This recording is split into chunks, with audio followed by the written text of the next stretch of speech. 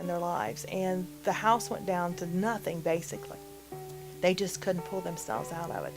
They put me and Melvin up in a hotel for about 2 months, and it took them about 2 months to do this. So the house was torn down, everything was gotten rid of.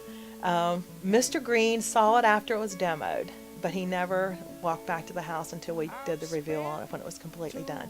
Debbie was there off and on checking on things.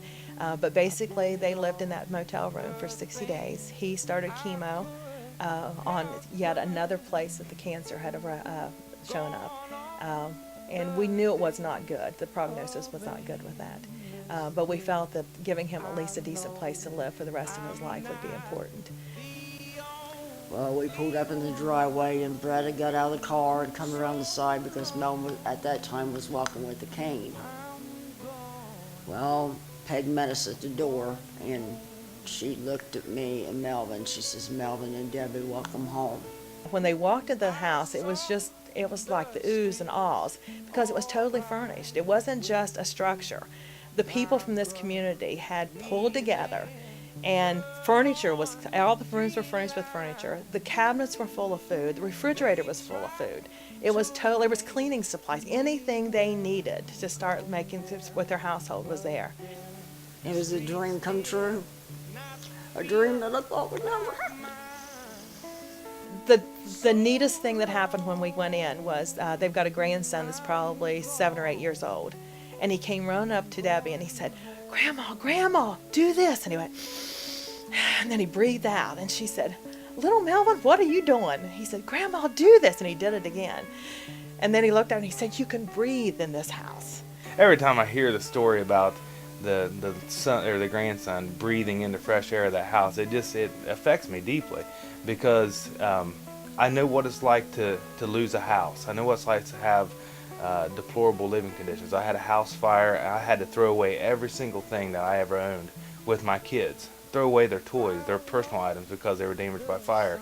And to see, to lose everything and then to come back and have it all replenished by people that you didn't expect to do it is a very humbling experience. And but yet with that humility comes a sense of pride that you can carry and start to give back to other people.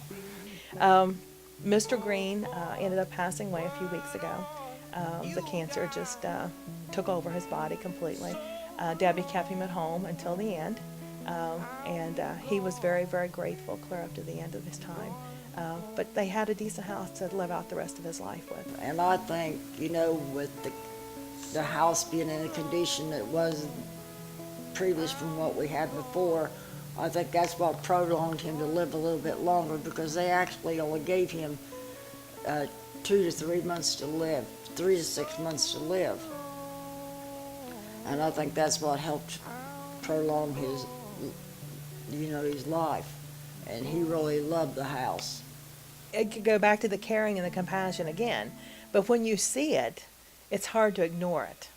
So if, the calls come in and they realize that there's need in our community, I think that brings people together in a more of a union with each other in order to accomplish a certain goal.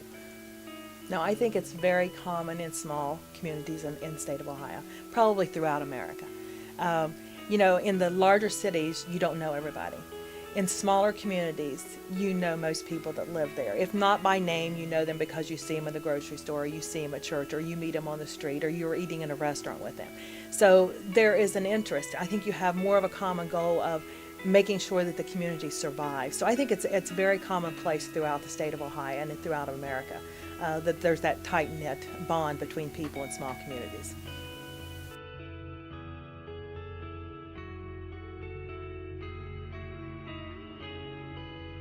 It's Community Development Block Grant, and it comes from HUD, but we can use it in our housing to help make it correct substandard conditions within housing. Perhaps this is the problem. They're not in the field working. I know that our friends at the state level, I try to keep them informed with the Department of Development and OHCP, Ohio Housing and Community Partnerships, as to what we're doing in programs here. Because when you're out here in the field and you see people and you see the need, you realize how important the CDBG funds are in the community. I think a lot of our legislative branch have not been out and walked the areas. They're busy in DC and in state government, but I think it's important for them to get down into the communities and see where the need is. They probably think they know where the need is, but I'm not sure that that's true. Well, I think they ought to keep these grants going to help people, like in my situation I had a husband that was very ill, and there's people out there that need help. And the community of Hillsborough played a big part in mine, and I would like to see them along, and I know my husband would like to see it too, to continue providing these grants for Highland County and surrounding areas.